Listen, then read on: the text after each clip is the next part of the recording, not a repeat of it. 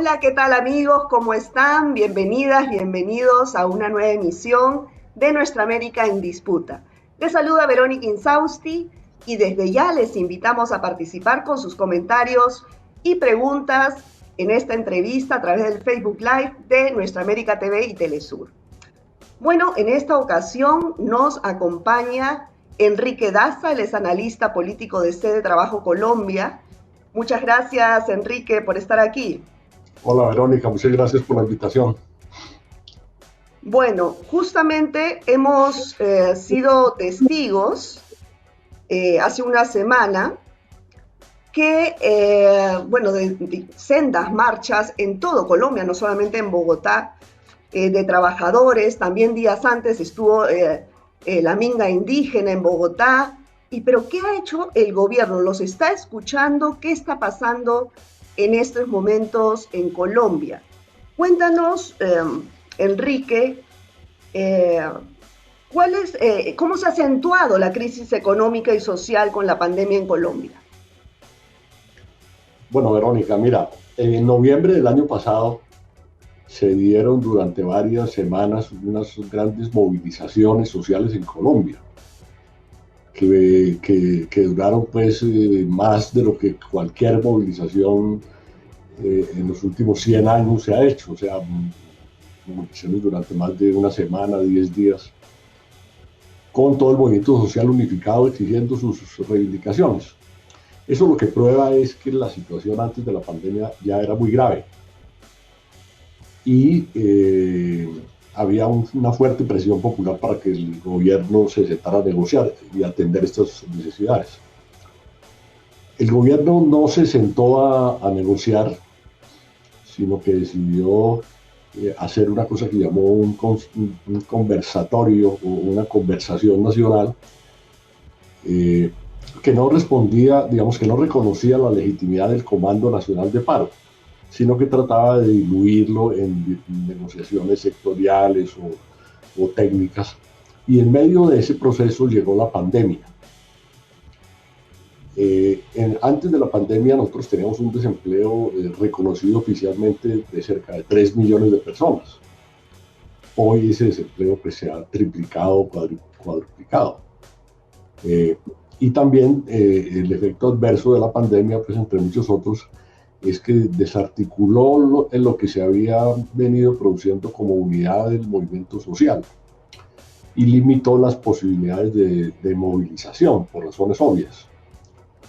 Después de varios meses de sufrir los estragos de esta pandemia y ante el hecho de que el gobierno no ha reaccionado a las exigencias ya no del movimiento social, sino de la crisis económica en general, pues la quiebra de las empresas, el aumento de la informalidad, el aumento del desempleo, entonces ha venido produciendo una reanimación del movimiento social que se expresó en la movilización del pasado 21. Ahora, este impacto en la economía, bueno, según cifras oficiales, según la propia Dirección de Estadística de Colombia, el PIB se contrajo en 15,7% en el segundo trimestre de este año, que esto es la caída histórica que ha sucedido en Colombia, no había precedentes de esto. Como tú bien mencionas, se han incrementado los desempleos. Entonces, ¿cuáles han sido las medidas que ha tomado el gobierno de Iván Duque respecto a la crisis acentuada, digamos, que ya venía antes de la pandemia? ¿Se ha tomado algún tipo de medida respecto para afrontar un poco esto y apoyar a la clase trabajadora? Bueno, mira, el gobierno sí ha venido tomando medidas, pero son medidas que las ha adoptado tardíamente y en forma insuficiente. Yo creo que en cualquier comparación internacional se puede establecer que Colombia es uno de los países que ha dedicado un menor porcentaje de su Producto Interno Bruto a atender las consecuencias de la pandemia, mientras que hay países de un nivel de desarrollo similar que han dedicado el 10% o más de su Producto Interno Bruto a atender los efectos de la pandemia. Colombia no pasa del 3%. y no lo ha atendido eficazmente y rápidamente. Entonces Colombia en este momento es uno de los países que más índice de contagios tiene, que menos eh, se ha reactivado. Digamos que las consecuencias sociales y económicas han sido de las peores. Yo creo que es difícil encontrar un país en donde ha sido peor administrado el tema de la pandemia, además porque veníamos con un sistema de salud completamente desarticulado, en manos privadas, con los hospitales públicos quebrados, etcétera, lo cual pues agrava mucho más la situación. Entonces, te resumo diciendo, el gobierno atendió en forma parcial y tardía algunas de las exigencias que no atendiendo pues a las exigencias sociales, sino pues es lo menos que podía hacer. Pero por ejemplo, las miles de micro y pequeñas empresas no han recibido apoyos para la nómina. La ayuda que se le da a las familias es una ayuda muy pequeña, que apenas es una tercera parte del salario mínimo.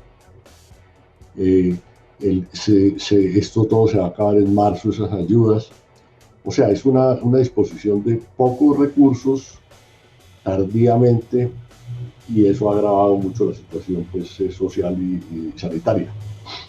Ahora, ustedes dentro del comando del paro que articula trabajadores, sindicatos, organizaciones sociales y que han venido realizando diversas protestas, ¿no? La última el 21 de octubre, tengo entendido que viene otra el 21 de noviembre, pero ¿qué efectos ha ocasionado esto? ¿Ha llamado la atención del Ejecutivo? ¿Cómo ha reaccionado el gobierno de Iván Duque frente a estas manifestaciones sin precedentes prácticamente en toda Colombia, no solamente en Bogotá, ¿no? Sí, el gobierno ha reaccionado de la misma manera que reaccionó en noviembre del año pasado.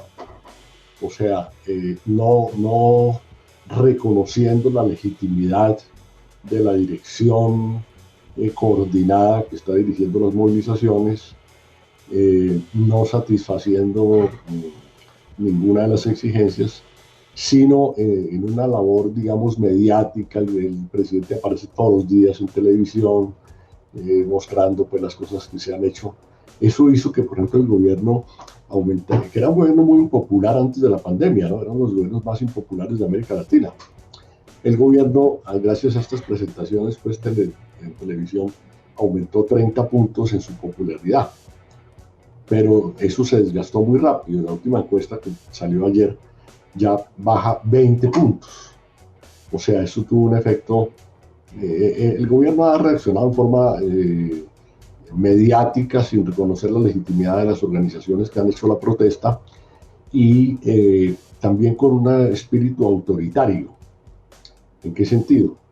El gobierno ha venido tomando una cantidad de medidas por decreto que no pasan por el Congreso de la República, ha venido nombrando dentro de todo el aparato institucional del país, la Procuraduría, la Fiscalía, todas las instancias, ha venido escogiendo gente de sus allegados más cercanos, quitándole espacio al control político, a la fiscalización y a todas estas cosas. O sea, hay una tendencia, digamos, bastante autoritaria, que podríamos denominar una cierta posición populista, en el sentido de pensar que con apariciones en televisión y decretos del Ejecutivo es posible resolver los temas de popularidad. Los temas sociales es obvio que no se están resolviendo.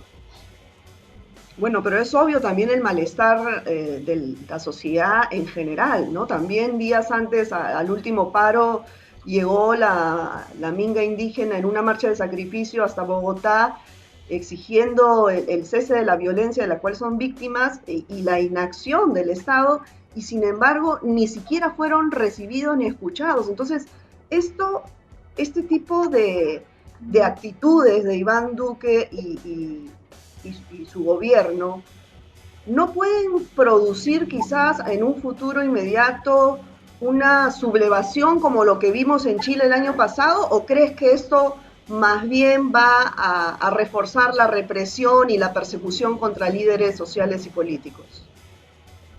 ¿Cómo ves este futuro cercano, digamos? La que se vivía en Chile ya se vivió en Colombia en noviembre del año pasado. ¿Sí? Pero no fue consecuente, digamos, ¿no? Manifestaciones nacionales durante varias semanas de todos los sectores, incluyendo sectores que nunca habían participado en la lucha social, sectores de capas medias, mucha juventud. Lo que estamos en este momento es ante un reinicio de eso que hubo en noviembre. Un reinicio que va avanzando lentamente. En esto de las luchas sociales es muy difícil hacer pronósticos exactos, pero yo sí podría decir que la situación económica y social da para eso. La voluntad del movimiento social también da para eso. La incapacidad del gobierno también da para eso, ¿sí? Pero que eso se logre configurar depende pues de una cantidad de factores subjetivos y la misma tema de la pandemia y la labor pues, de los medios de comunicación, etcétera. Pero yo creo que todo el mundo está avanzando en la dirección de que si no hay una fuerte movilización social, este gobierno es un gobierno incapaz y autoritario, pues no va a tomar ninguna medida. Entonces hay que, digamos, yo creo que claridad hay que hacer una presión más fuerte al gobierno. Claro, ahora el Comando del Paro ya ha preparado una agenda de emergencia con 9 puntos principales que el Estado tendría que asumir. ¿Cuáles son esos puntos de emergencia que requiere la población colombiana? Sí, digamos, el Comando de Paro había presentado el año pasado un pliego muy detallado de una gran cantidad de reivindicaciones de todos los sectores, pues, de los sectores campesinos, indígenas, estudiantes, etcétera. Pero el Comando de Paro decidió reducir esto a 9 puntos esenciales, que tienen que ver con qué. Tienen que ver primero con el empleo, que es el problema más importante, que es asegurar los empleos, subsidiar las nóminas, bueno, todo lo referente, digamos, a garantizar las condiciones de un empleo decente, de que no se pierdan más empleos y de que no se aproveche la pandemia para debilitar pues, la planta laboral o los derechos laborales, etc. Ese es, digamos, un aspecto muy importante. El otro aspecto es los apoyos a la producción nacional, porque es obvio que si la producción quiebra, pues también se perjudica el empleo. Entonces, ese es, digamos, otro aspecto importante. Otro aspecto es que el gobierno tome medidas efectivas para aumentar la demanda de la población, o sea, que ponga bolsillos de plata, dinero en los bolsillos de la gente, porque si no es imposible también reactivar la producción si no hay una demanda. Otro punto se refiere al tema de la salud, porque el sistema de salud ya estaba muy mal, los derechos del personal que trabaja en la salud estaban muy vulnerados, los sistemas de contratación muy debilitados, la infraestructura también muy mal. Entonces, todo un paquete que se refiera a las medidas pues, para atender y fortalecer el sistema de salud y respaldar al personal que labora allí. Obviamente que está allí pues, que el gobierno tome medidas eficaces para detener el asesinato de excombatientes de las FARC o de líderes sociales, cosa que se ha venido produciendo en ciertas zonas y que se enfrentan. Esos asesinatos son el producto de múltiples violencias que están en territorios muy específicos, en el Cauca, en el Catatumbo, etc. Y que el gobierno se ha cruzado de brazos ante eso. El gobierno pareciera que se complaciera con estas matanzas que tienen múltiples perpetradores y en algunas ocasiones se involucra directamente, ¿sí? Pero el problema, digamos, de fondo es que el gobierno no ha llenado el vacío de Estado, el vacío social, institucional, que existe pues, desde hace décadas en ciertas regiones y que fue aprovechado por los actores armados para crear poderes de hecho.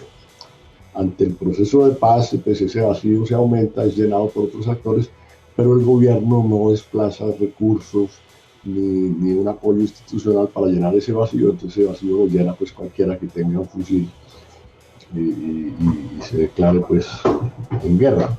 Entonces esa es también una exigencia del comando de paro, y es que pues que el gobierno actúe eficazmente para que cese el asesinato de dirigentes sociales y de agentes reincorporados de la guerrilla. Ahora, de todos esos puntos, ¿ha tomado alguno en consideración el gobierno de Duque? No, el gobierno lo que responde es que todo eso lo está haciendo. Ah, bueno, y mientras tanto, ¿cómo es la relación con la élite tradicional, conservadora, la élite económica colombiana? ¿De qué manera los ha ayudado en esta pandemia? Porque, por ejemplo, en Perú hay un programa que se llama Reactiva Perú, que supuestamente iba para las medianas y pequeñas empresas. Sin embargo, las grandes beneficiadas, como siempre, fueron las grandes corporaciones, ¿no? Tengo entendido que en Colombia ocurre lo mismo, ha habido una relación similar del gobierno con las grandes empresas en esta coyuntura de pandemia. Mira, en Colombia el gobierno inicialmente lo que hizo fue darle una enorme liquidez al sector bancario, con la idea de que el sector bancario iba a hacer préstamos a los pequeños y medianos empresarios. Claro, igual que en Perú. Sin embargo, el sector bancario no ha hecho esos préstamos, porque la lógica del sector bancario es que no le da préstamos a quien no pueda pagarlos. Entonces, la inmensa mayoría de las empresas no tiene las garantías suficientes para respaldar o para garantizar que se van a cubrir los préstamos, y el gobierno no ofrece una garantía alternativa, ¿sí? Sino que más o menos deja en manos del sector financiero y bancario que haga lo que quiera con esa plata. Eso significa que los enormes recursos que el gobierno dispuso para el sector bancario no han llegado a los sectores que más lo necesitan. Y hay casos, por ejemplo, hay un caso que es muy, muy importante, porque el gobierno de un fondo que tiene el gobierno para la emergencia, el FOME, que debe estar destinado a atender pues, las necesidades de la población, el gobierno decidió prestarle 350 millones de dólares a Avianca. Avianca no es una empresa nacional, Avianca es una empresa que tiene como base Panamá, que no tiene capital nacional, y que es más una corporación financiera extranjera que una nacional. Eso suscitó mucho descontento, porque mientras que le estaba escatimando los recursos a la población y a las empresas, estaba dándole grandes recursos a los bancos y a ciertas empresas grandes a las cuales se comprometió a salvar. Yo creo que está claro que el gobierno prefiere salvar a los bancos pues, y a las grandes empresas que salvar a las pequeñas y medianas empresas y aumentar la capacidad de consumo de la población. Eso está totalmente claro.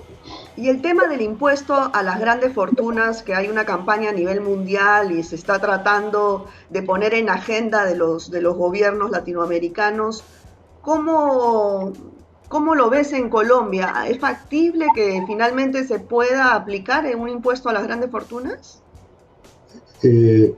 Mira, el problema que hay es que la primera discusión es si se debe hacer o no una reforma tributaria, ¿sí? Entonces el gobierno dice que no, ¿sí? Entonces seguramente este año no habrá una reforma tributaria. La segunda discusión es si el año entrante se debe hacer o no una reforma tributaria. El gobierno dice que tal vez, pero no es seguro. Y el sentido de la reforma tributaria que el gobierno propondría, obviamente, va a ser una reforma al IVA, va a tener, digamos, el espíritu lógico de que es que hay que reducir los impuestos para las grandes empresas porque esas son las que proveen empleo e inversión, y que al reducirlo estos impuestos, eso automáticamente va a provocar un aumento de la inversión y el empleo. Esa tesis, que no es nueva, es una tesis que lleva pues varios lustros aplicándose en América Latina, pues es una tesis muy equivocada. Entonces han surgido una serie de propuestas alternativas para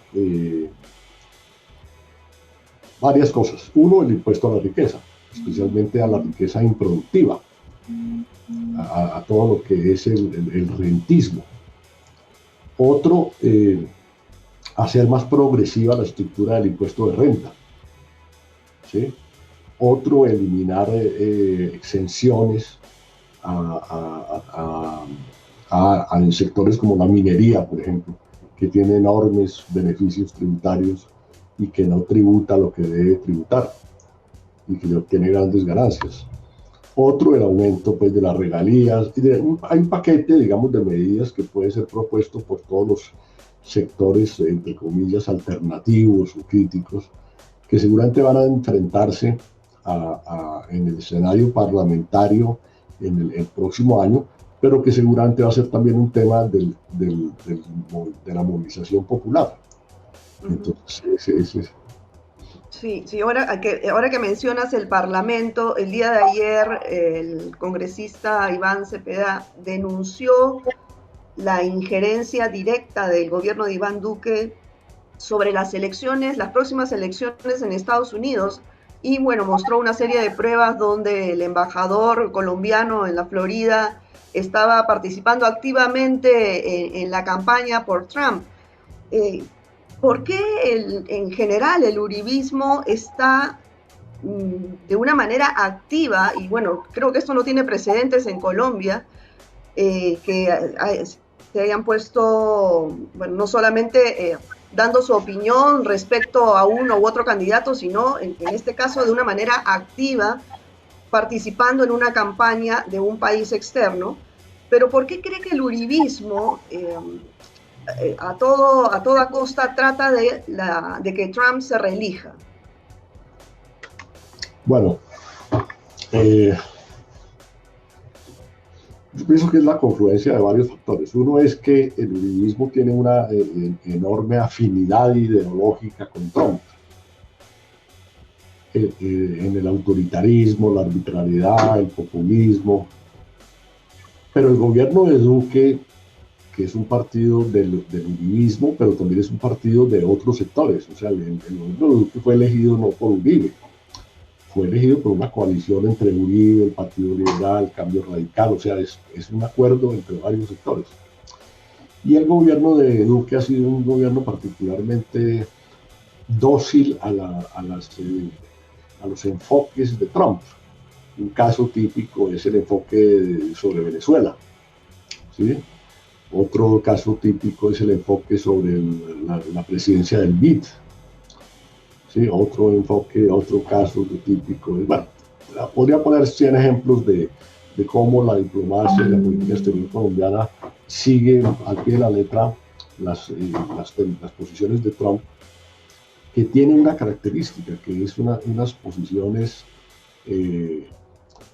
arbitrarias, incoherentes, muchas veces contradictorias, arrogantes, y el gobierno, en lugar de tener cierta independencia, se ha pegado a estos enfoques. Yo creo que lo que le conviene a Colombia es, no solamente al gobierno, sino a los partidos, es no tomar partido en las elecciones de otro país, porque eso es una especie de intromisión. Hay también sectores que han apoyado a Biden, por ejemplo. Sí, yo creo que eso es una equivocación. ¿Sí? Ahora, ya desde el punto de vista de Trump, es más explicable. Es decir, Trump ni sabe pues, qué es lo que pasa en Colombia, sino que Trump estaba y está intentando ganarse unos votos de las minorías latinas en la Florida, que pueden ser decisorios para las elecciones presidenciales generales, y está dispuesto a decirle a los colombianos en la Florida cualquier mentira o cualquier cosa, y acudir a la ayuda de cualquiera que se preste a eso. Y ahí obviamente llegaron pues el uribismo, que tiene una influencia innegable en algunos sectores muy conservadores de la Florida, hacerle campaña a Trump. Eso es una actitud pues inadmisible, de regalados, pero yo creo que es eso. Ujú, ujú. Bueno, te quería preguntar si tú concuerdas con algunos analistas, bueno, luego de este triunfo histórico por un cambio de constitución en Chile, del regreso del MAS en Bolivia, muchos analistas se les ha escuchado en estos días decir que estamos en un proceso de un segundo ciclo antineoliberal en la región. ¿Tú coincides con ellos? No, ¿Por qué? porque lo que se está produciendo, digamos, si uno mira los últimos años, lo que se produjo fue un aumento del autoritarismo y de la violación de la democracia, ¿sí? En Ecuador, en Bolivia, en Chile, en Colombia, en Brasil, en muchos países de América Latina, lo que se ha producido es un intento de eliminar, suspender o recortar las tradiciones o instituciones democráticas que, aun cuando son muy precarias, de todas maneras era una democracia formal. Y ha surgido pues toda una corriente autoritaria que ha sido lógicamente animada por Trump, no causada por Trump, sino animada por Trump. Y todo lo que se está produciendo es como un intento de restablecer la democracia o por lo menos combatir esas tendencias autoritarias. Yo pienso que lo que estaba, por ejemplo, en juego en Bolivia no era solamente o no era principalmente inclusive el modelo económico, sino el hecho de que había habido un golpe y se había desalojado del poder a las autoridades legítimas y se estaban violando los más elementales principios democráticos.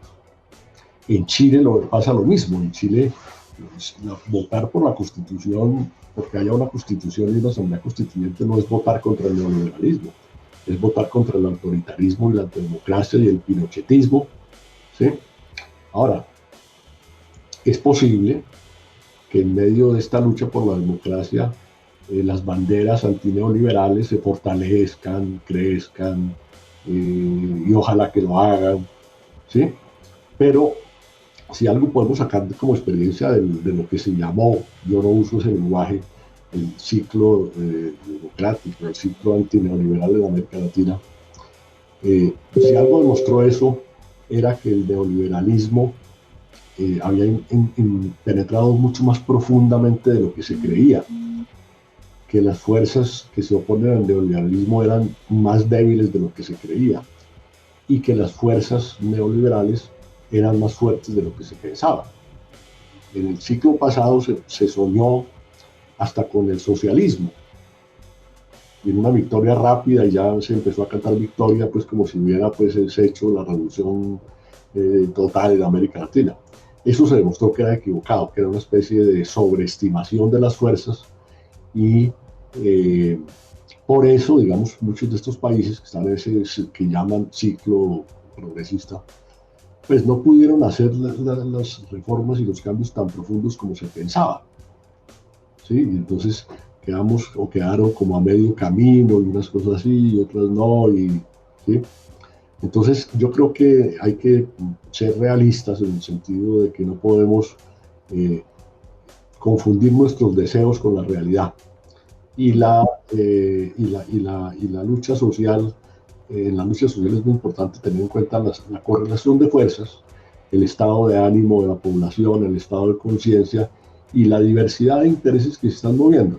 Entonces yo no creo que podamos hablar todavía de un ciclo antineoliberal, sino más bien una etapa, digamos, de reconstrucción de la democracia, o defensa de la democracia, no sé cómo llamarla, pues, pero más en ese sentido, más que en el sentido antineoliberal. Obviamente que yo quisiera que fuera un cambio antineoliberal, pero mis deseos no bastan para que no sea así. Así es. Bueno, Enrique, se nos ha acabado el tiempo, pero no quiero hacerte una última pregunta y es referente a recién el expresidente colombiano y exsecretario de UNASUR, el señor Ernesto Samper, dijo que es imprescindible que en estos momentos los pueblos se integren y se integren también los gobiernos de la región, me imagino en referencia a rescatar nuevamente la UNASUR. Pero ¿tú crees que esto se pueda dar en un contexto con gobiernos de diferentes ideologías o tendrían que ser la mayoría de gobiernos progresistas en la región para que se pueda nuevamente resurgir la UNASUR? Yo creo que el proceso anterior de UNASUR y todo este proceso de integración que hubo en alternativa, digamos el ALBA, el CELAC, etcétera, es un proceso que se ideologizó demasiado.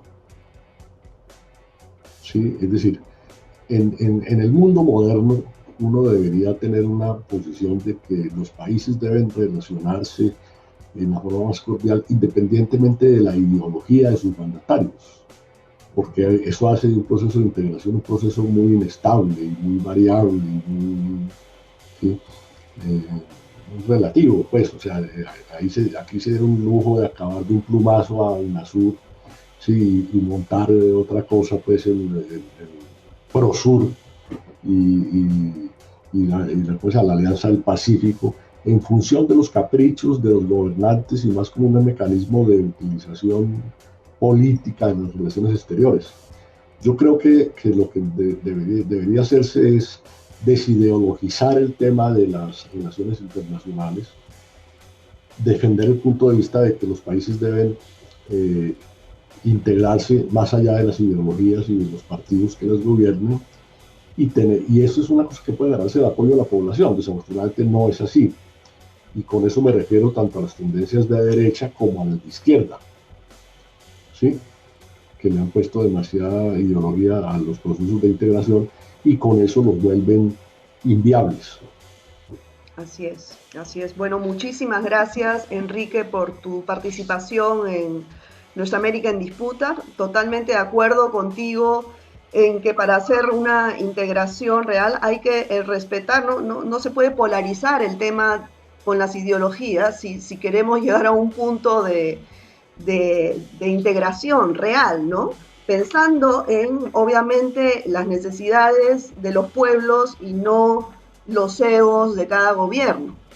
Bueno, gracias por acompañarnos, Enrique, y va a ser hasta una próxima oportunidad. Gracias. Muchos saludos, cuídate, nos vemos. Muy amable, un saludo a la audiencia. Gracias. Bueno, amigas y amigos, gracias a ustedes también por participar con sus comentarios, con sus preguntas, y nos vemos en una siguiente emisión. Cuídense mucho, chao.